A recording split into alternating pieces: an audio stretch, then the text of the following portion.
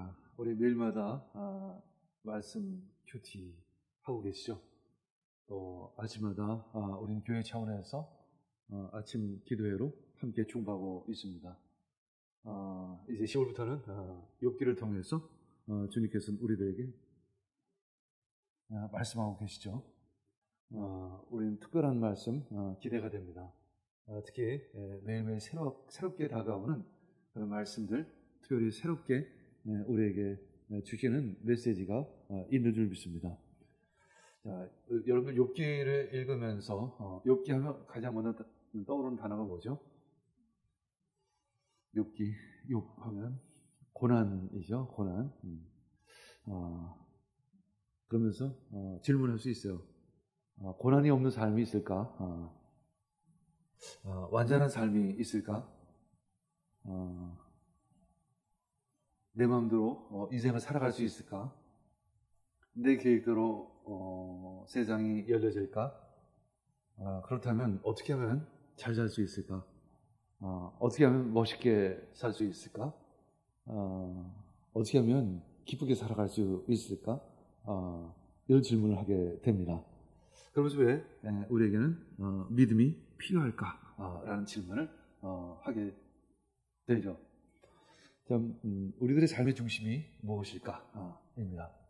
우리들의 삶의 중심이 그 어떤 것도 아닌 바로 예수 그리스도, 그분이어야 하는 것입니다. 나를 가둬두세요라는 것은 바로 예수 그리스도가 나의 삶의 중심이 되어지기를 원합니다. 이렇게 기도하는 것이죠. 갑자기 이런 생각이 나요. 저기 남태평양의 어떤 섬에서 그 알코올 중독자가 그렇게 많대죠. 왜냐하면 그 지역 사람들은 언제든지 아침에 일어나면 저쪽에 먹을 것이 나무 열매가 나무에 주렁주렁 매어 있는 거예요. 그래서 낮잠을 자다가도 가서 바나나 떼서 먹을 수 있고, 또 낮잠을 자다가도 또 가서 열대 과일을 먹을 수 있어요. 그래서 절대 굶어 죽을 일이 없어요. 그런데 소망이 없고, 그런데 미래가 없고, 그런데 삶의 중심이 없는 거죠. 마치 어떻게 보면 저 선진국 사회에 살고 있는 우리가 비슷한 모습일 수도 있다는 거예요. 중요한 것은 먹고 입고 마시는 것이 중요한 것이 아니라 진정 우리들의 영혼의 아버지를 기억해야 한다는 거. 우리의 삶의 중심이 도대체 누구인지를 깨달아 알아야 한다는 것. 바로 그것이 오늘 욥기서를 통해서 주시고자 하는 하나님의 말씀인 줄 믿습니다. 그래서 우리는 늘 주님의 은혜만이 나를 온전케 한다는 그런 깨달음 갖기를 원합니다. 그런 의미에서 욥은 어떠한 사람일까요? 욥은 어떠한 사람일까? 욥은 완전한 사람이다. 부족함이 없는 사람이다. 아주 출세한 사람이다. 한마디로 성공한 사람이다. 근데 더군다나 신앙도 좋다. 인격도 좋아요. 생긴 것도 잘생겼어요. 사람으로부터 존경을 받아요. 한마디로 아주 전혀 흠을 잡을 데 없는 그런 사람이라는 의미를 가지고 있습니다. 첫 번째, 그의 성품이 온전했어요. 하나님께서 인정할 만큼 도덕성, 또 사람들이 존경하고, 왜 존경하냐면 욥은 늘 이웃을 진짜 친절하게 대했고 진심으로 대했어요. 두 번째는 그 소유가 온전했습니다. 7,000마리의 양과 또 3,000마리의 낙타, 10,000마리의 짐승이 있다는 거죠. 열이는 완전수에 또 1,000대가 되는 거예요. 또 500결의 소와 500마리의 암나귀, 1,000마리의 소와 나귀를 가지고 있습니다. 완전수인 열의 100배의 완벽함을 가지고 있습니다. 그 외에도 많은 종들이 있어서 그 짐승과 밭을 통해서 많은 수익을 얻을 수 있었습니다. 세 번째는 그의 신앙조차 온전했습니다. 부족함이 없었어요. 그는 늘 하나님을 경외했습니다. 큰 잔치 끝에는 항상 자녀들을 위해서 번제를 드렸어요. 왜냐하면 혹시라도 부지 중에 실수로 죄를 지었을까 봐. 그렇게 온전한, 아주 완전한 신앙생활을 하였습니다. 네 번째는 그의 가정조차 아주 온전했습니다. 7명의 아들과 13명의 딸, 10이라는 숫자죠. 완전수입니다. 더군다나 그 형제 간의 우애가 깊었습니다. 잔치를 벌이면 늘 함께 초대해서 형제자매가 함께 기뻐하며 나누었습니다. 얼마나 아름다운 가정인지 모르죠. 한마디로 욥의 삶은, 욥의 인격은, 욥의 신앙은 한마디로 흠이 없었다. 완벽했다. 그런데 문제가 아니라 좀 이상한 점이 하나 있어요. 욥은 아브라함 시대의 사람이에요. 거의 같은 동시대의 사람인데, 아브라함 하면 어느 지역 출신이다, 나이가 얼마큼 됐다, 가문이 누구다, 조상이 누구다라는 것을 세세하게 말씀하고 있어요. 그런데 욥에 대해서는 그런 이야기들이 전혀 기록되어 있지를 않습니다. 그 의미는 바로 욥은 그냥 보통 많은 사람 중에 어떤 한 사람이다라는 의미예요. 그것은 나라는 의미죠. 어쩌면 나는 욥과 같은 사람이 되기를 원할 수 있어요.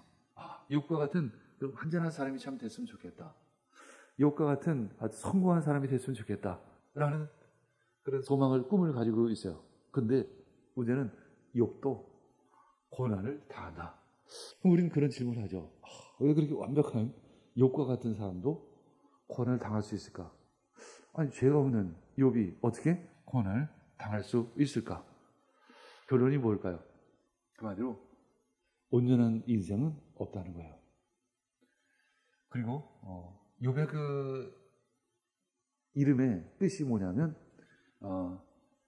나의 아버지는 어디 계신가? 라는 의미를 가지고 있습니다. 나의 아버지는 어디에 계신가? 여기에 아버지의 의미는 무엇일까요? 나의 그 근본, 나의 고향, 나의 본향은 어디 있는가? 라는 질문과 같습니다. 우리는 왜 소망을 갖죠? 여러분 왜 소망을 갖어요? 여기보다 더 좋은 곳이 있어서 그냥 단지 소망을 갖나요? 여기서 뭔가 이루지 못한 많은 부족함 속에서 어떤 한계를 많이 경험합니다. 특히 이 고난을 통해서 진짜 극심한 한계를 경험하죠. 그러면서 우리는 완전한 세상을 바라봅니다. 그것이 바로 천국이죠. 마치 아버지는 천국이에요.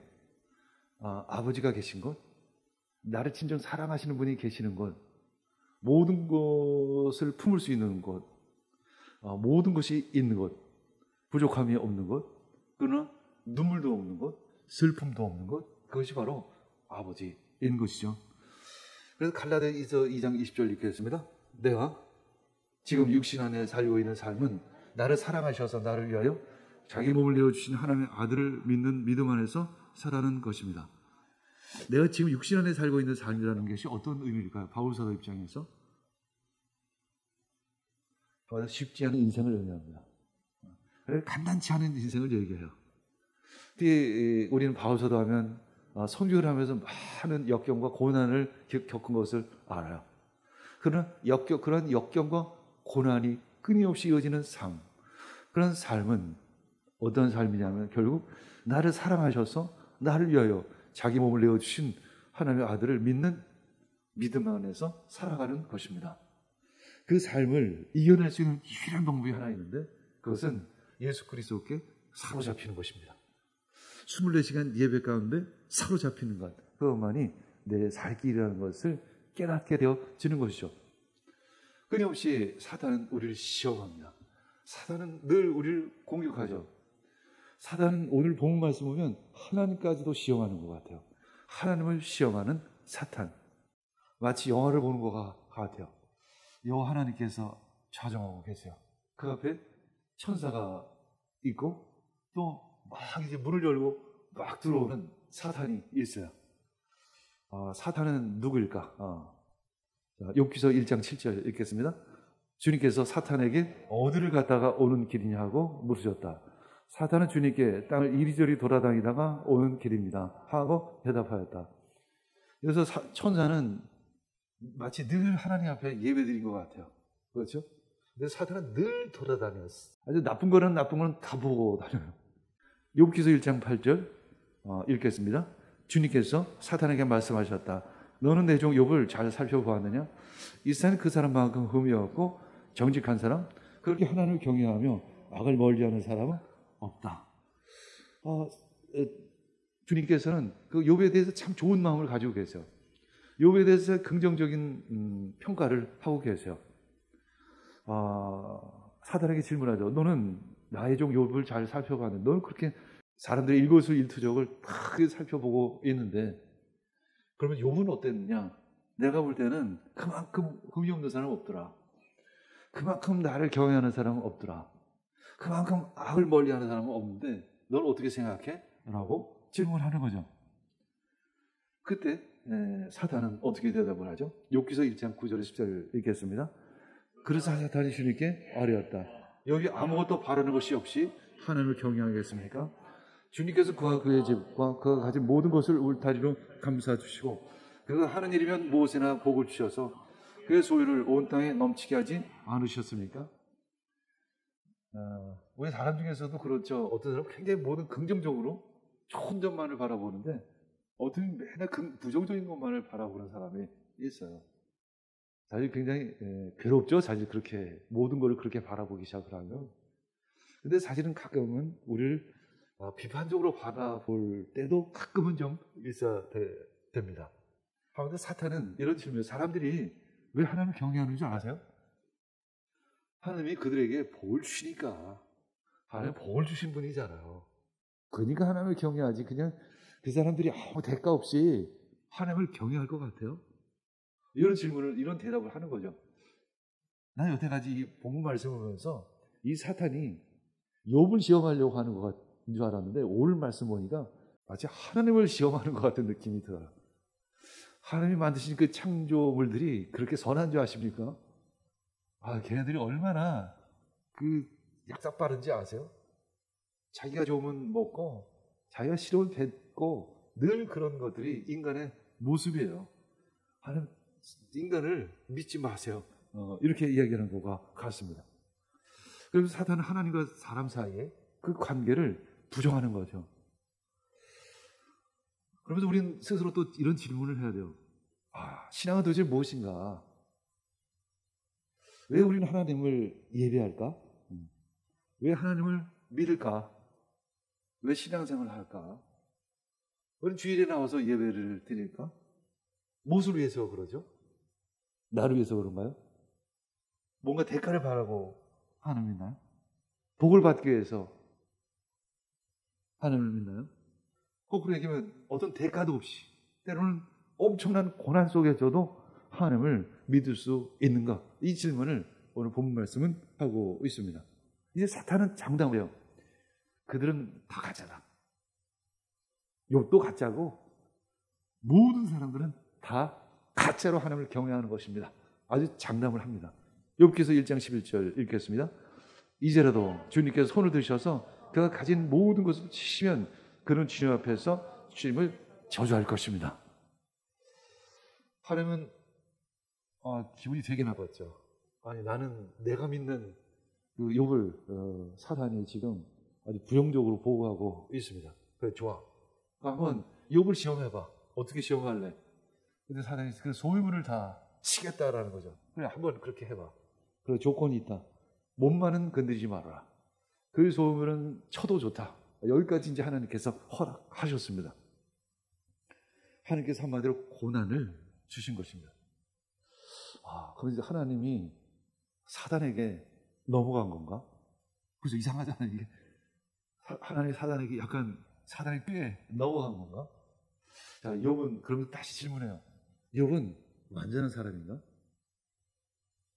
질문을 해요. 욥은 진짜 하나님을 변함없이 경외할 수 있을까? 하나님은 사단의 요구대로 욥을 시험을 하면서 하나님 입장에서 무엇을 얻으시는 거죠? 하나님 입장에서 뭘 얻죠? 하나님 다 아시잖아요. 결과를 다 알아요. 근데 하나님은 뭘 원하시는 거죠? 하나님은 고난을 통해서 욥이 진짜 하나님을 경외하게 만드는 것입니다. 그것이 사실은 결론이에요. 우리는 그것이 잘 이해가 가지 않았어요. 그렇죠? 우리 하나님은 사탄의 요구대로 시험을 허락하실까? 왜 갑작스럽게 욥에게 고난을 주실까? 고난은 회개로 이끕니다. 고난은 회개를 이끌어요. 회개는 단순한 회개가 아니에요. 회개는 성장입니다. 성장은 주님께 더 가까이 가는 것을 의미해요. 사단은 욥의 신앙은 하나님의 복 때문이라고 얘기하고 하나님은 그렇지 않다고 말씀하십니다. 이제 이에 대해서 하나님은 욥에 대해서 그 고난을 허락하죠. 욥은 이제 영문도 모르는 채 그냥 고난을 당하는 거예요. 많은 고난이 사실은 그냥 영문채 다 모르고 이유도 없이 당하는 거예요, 사실은. 물론 어느 고난은 내 실수나 내 부족함으로 당하는 고난도 있어요. 그런데 또 우리 중에는 내 실수나 내 부족함 때문에 받는 고난조차도 남을 탓합니다. 누구 때문에 내가 고난받는다고 생각을 해요. 그리고 하나님 주신 복은 자기 때문이라고 생각을 해요. 이제 서서히 이게 바뀌게 돼요. 주신 고난은 결국 나 때문이요, 주신 축복은 다 하나님 때문이구나라는 확신을 갖게 되는 거죠. 그럼에도 불구하고 당시 욥은 질문할 수밖에 없어요. 도대체 왜? 도대체 왜? 내가 뭘 잘못했기에? 내가 도대체 뭘 잘못했기 때문에? 내가 그때 내 잘못한 것 때문에 내가 이 저주를 받나? 이 심판을 받나? 이런 질문을 합니다. 우린 이 고난이라는 것은 내가 해결할 수 없는 문제를 얘기하는 거예요. 그냥 문제는 해결을 할 수 있죠. 그러나 고난은 해결할 수 없는 것을 얘기해요. 욥이 당한 고난 역시 해결을 할 수가 없는 거예요. 그리고 이유조차 알 수가 없는 거예요. 도대체 왜 내가 이런 질문을 할 수밖에 없는 고난이죠. 그래서 이 고난에는 첫 번째 나로 하여금 질문하게 하죠. 왜냐고 질문합니다. 이 고난은 우리에게 수많은 질문을 하게 합니다. 하나님은 우리로 하여금 질문하기를 원하십니다. 질문이 뭐냐면 기도예요, 사실은. 하나님은 우리로 하여금 기도하기를 원하십니다. 왜냐하면 우리는 그 이유를 알 수 없기 때문에 그런 거예요. 두 번째, 그 기도 끝에 고난은 내가 모르는 것이 너무 많다는 것을 깨닫게 됩니다. 내가 진짜 모르는 게 너무 많구나. 고난이 어디서 오는지도 모르는데, 근데 가만히 생각해 보니까 그 축복도 어디서 오는지 잘 모르겠어요. 가보니까 그 축복이 내 힘으로 된 게 아니더라는 것을 결국 깨닫게 돼요. 고난의 출처를 몰았던 것처럼 이 내가 누리고 있는 이 복, 그것이 성공일 수도 있고 출세도 있고 좋은 직업일 수도 있어요. 좋은 가정일 수도 있어요. 이 모든 것이 내 노력으로 된 것이 아님을 깨닫게 돼요. 그러면서 이 세상은 내 계획대로 되는 것이 아니로구나. 그리고 세 번째는 그래서 뭘 하죠? 그래서 결국은 회개하게 되는 거예요. 그러면서 나는 진짜 하나님이 필요하구나. 내가 하나님의 계획 안으로 들어가야 되겠구나. 내가 하나님의 다스림 안에 들어가야 되겠구나 하는 결론이 나는 거죠. 순종이 뭐죠? 순종이 뭘까요? 하나님의 다스림 안에 들어가는 거예요. 내가 그냥 그 하나님의 다스림 속으로 쑥 빨려 들어가는 거예요. 그게 바로 순종이에요. 내가 오늘 이 사건에 대해서 하나님께 복종했지 라는 것이 아니에요. 그냥 내 삶이 그냥 하나님의 다스림 속에 있는 게 바로 순종인 것입니다. 욥기서 42장 2절에서 3절 읽겠습니다. 주님께서는 못하시는 일이 없으시다는 것을 이제 저는 알았습니다. 주의 계획은 어김없이 이루어진다는 것도 저는 깨달았습니다. 잘 알지도 못하면서 감히 주의 뜻을 흘려놓은 자가 바로 저입니다. 깨닫지도 못하면서 함부로 말을 하였습니다. 욥은 늘 하나님을 경외했지만 그럼에도 불구하고 마음 한켠에는 그런 생각이 있었어요. 그래도 내가 노력해서 이만큼 이루었지. 그래도 내가 내 계획대로 그래도 어느 정도 이루어졌지 라고 생각을 했는데 보니까 그게 아니었어요. 하나님의 계획, 하나님의 뜻에 의해서 모든 것이 다스려지고 운행되어진다는 것을 깨닫게 됩니다. 그러면서 고백하는 거죠. 내가 참 잘 알지도 못하면서 감히 주님의 뜻을 내 입술로 내 생각으로 흐려놓았군요. 신앙생활을 하고 하나님을 좀 더 알아가다 보니까 내가 할 수 있는 말이 없죠. 내가 자랑할 수 있는 게 없어요. 진짜예요. 이거는 진짜예요. 진짜 이건 뭐라고 얘기할 수가 없어요. 내가 뭐에 대해서 답을 낼 수 있는 게 아무것도 없다라는 것을 압니다. 그저 하나님께 질문할 수밖에 없어요. 하나님, 이것에 대한 답이 뭐죠? 왜 이 일이 있죠? 내가 어떻게 살아가야 하죠? 라고 질문할 수밖에 없어요. 그러니까 욥은 결국 어떻게 해야 되죠? 회개할 수밖에 없는 거죠. 욥기서 42장 6절. 그러므로 저는 제 주장을 거두어드리고 티끌과 잿더미 위에 앉아서 회개를 합니다. 그러면서 이어지는 고백이 그거죠. 하나님, 내가 그동안 귀로만 하나님을 들었는데 내가 이제 눈으로 하나님을 바라봅니다.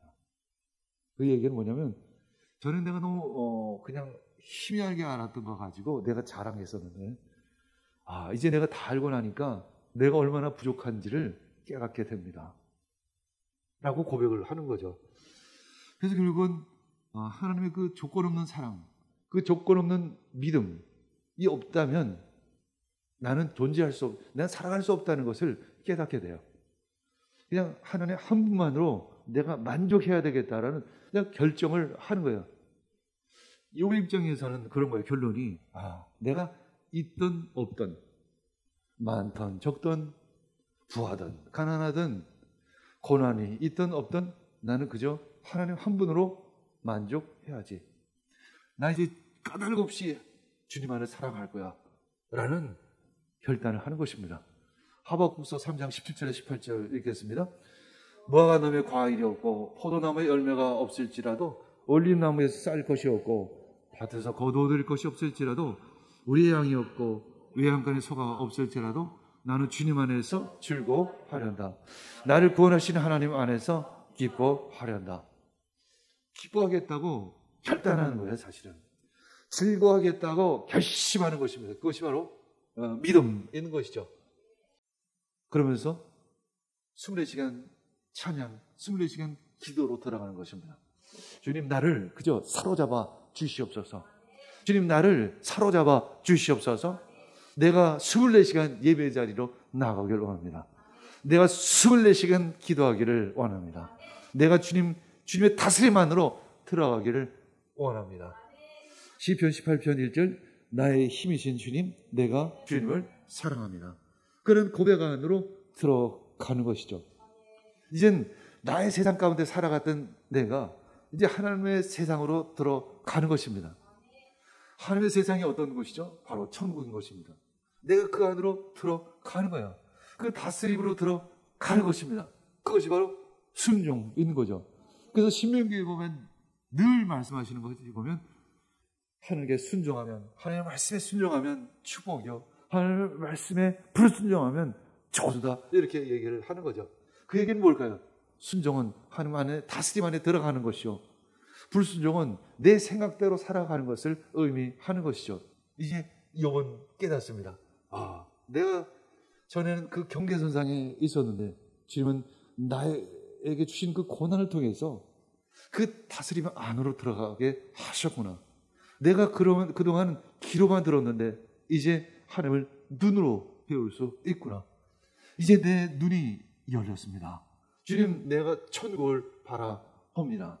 주님, 내가 천국의 삶을 이 땅 가운데 살아갑니다. 욥은 그렇게 고백을 하면서 늘 하나님을 찬양하는 것입니다. 욥이 얼만큼 찬양했을까요? 죽을 때까지 찬양을 하는 것이죠.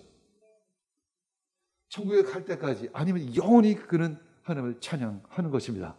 늘 예배 드리는 것이죠. 그 다스림 안에 있는 것이죠. 그런 욥과 같은 믿음의 성장이, 믿음의 진보가 있기를 원합니다.